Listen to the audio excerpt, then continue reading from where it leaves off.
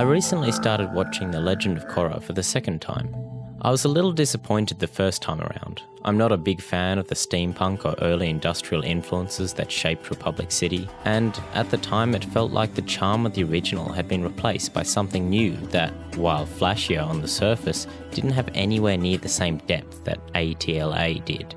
That reaction wasn't entirely fair, as I came to realise while rewatching the first season. The Legend of Korra does have issues, but a now industrialised world was inevitable and the only way the franchise could have moved forwards. I do have other issues with and praise for the show that I aim to discuss in the second part of the series, but for this video I'll just look at the fictional worlds of both shows and the impact these differing worlds have on the narrative. Just as a final point, I'll restrict my discussion in both videos to the first season of The Legend of Korra, as each season has a significantly different focus, although I believe the issues I discuss pertain to all of them. I'd love to talk about the thoroughly excellent third season of Korra, and probably will at some point in future, but not in these videos. With all this in mind, I can't find as much fault with the world of The Legend of Korra as my initial reaction might imply. Almost every aspect of Republic City is just a simple extension of what was present in the original series. As such, the cars, city structure, and concepts like the Pro Bending League are natural extensions of elements introduced in TLA, namely these Fire Nation tanks, the density of a Marshu, and the Earthbending wrestling respectively. Everything about the content for Korra's world feels quite natural, and although the car chase scenes, mecha tanks, I still hate that name, and new technologies like radios weren't my cup of tea, I must admit that it only makes sense that they would be there. That's where Korra's world starts to feel a little stale though. It all makes sense, but it never excited me as much as the world of Avatar: The Last Airbender. Initially, I thought the issue was that it largely stuck to one locale, unlike the quick succession of different locales in The Last Airbender. Now though, I don't think that's the issue. I think it's rather that none of the locales in Korra were used to their full potential. The Pro Bending Arena quickly established a set of rules and ideas with barely any exposition, and Air Temple Island was similarly well established, but the rest felt like one big city. What's the problem with that?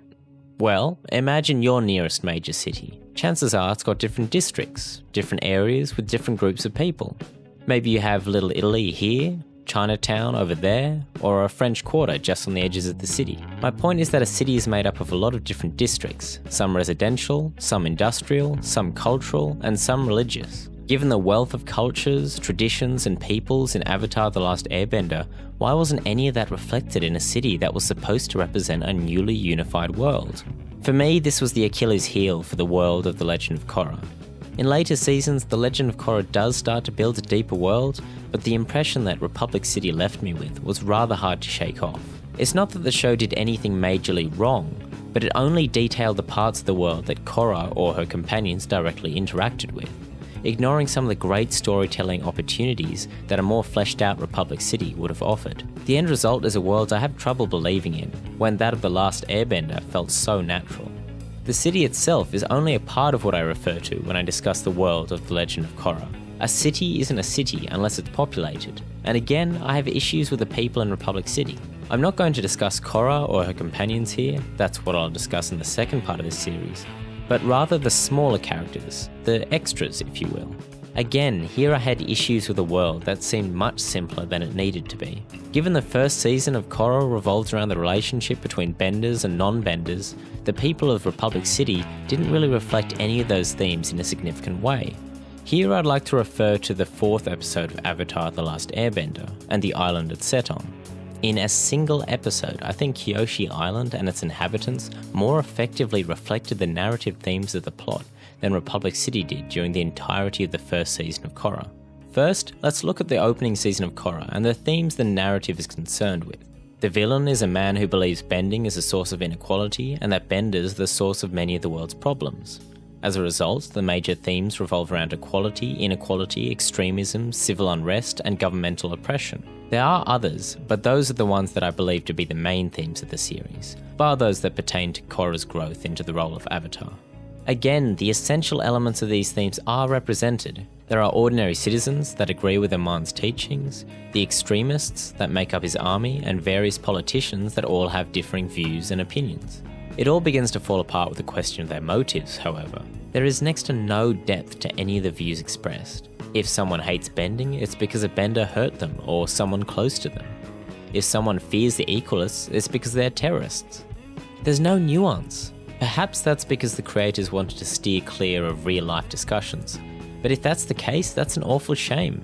If people hated benders because, say, a crew of metal benders made for better builders than a crew of non-benders did, or because those that could bend lightning took their jobs at a power plant, not only would the equalists be more sympathetic, but far more believable too. Instead, Aman just talks about how a firebender made him into a Batman-esque villain by killing his parents.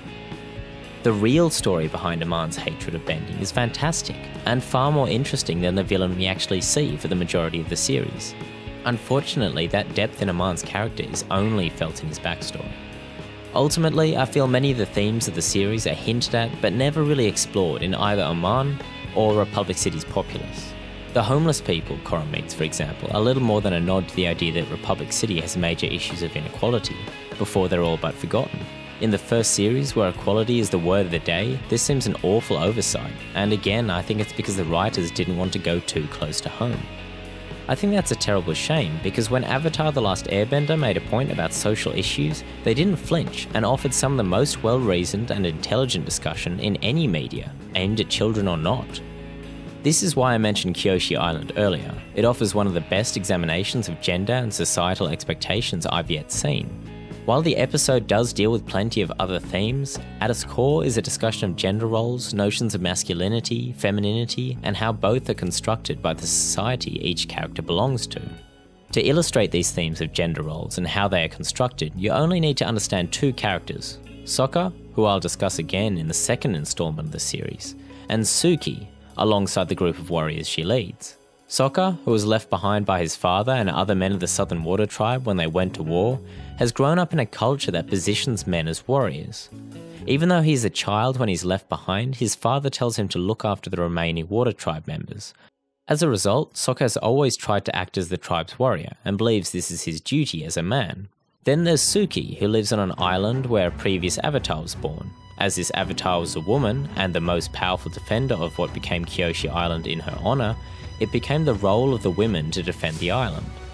With these two characters and the cultures they come from, the stage has been set. At the beginning of the episode, Suki and her fellow warriors capture Sokka and co. And suddenly Sokka has to accept that perhaps his own tribe's traditions, as well as those of Kyoshi Island, are little more than social constructs developed from the role models in each group. Specifically Sokka's father and Avatar Kyoshi for Sokka and Suki respectively. Because Sokka's culture and upbringing made masculinity and strength one and the same, he was unable to recognise that strength in Suki. Thematically, this is all further reinforced by the fact that the outfit for the Kyoshi warriors is a dress and heavy makeup. Hey Sokka, nice dress. By the confidence and brazen attitude of Coco and her female friends, and by the complete absence of men defending the town. Girls, come quickly!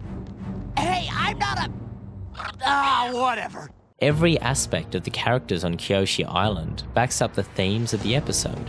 Of course, this episode isn't perfect, it's not exactly subtle, but it does feature memorable characters such as Coco that more or less only appear in the one episode. That was true for the majority of The Last Airbender too. Almost every new locale featured at least one truly memorable character outside of the main cast, something the Legend of Korra left by the wayside to focus more heavily on Korra herself. Although I lament the comparatively shallow world of The Legend of Korra, that shift in focus wasn't necessarily a bad one, because Korra herself is fantastic. And I'll be talking more about her, Aang, and their companions in the second part of this series. But until then, let me know what you thought of Republic City and the world of ATLA. Did Republic City disappoint, or did it bring new life to the Avatar universe? Let me know in the comments below. Cheers, have a good one.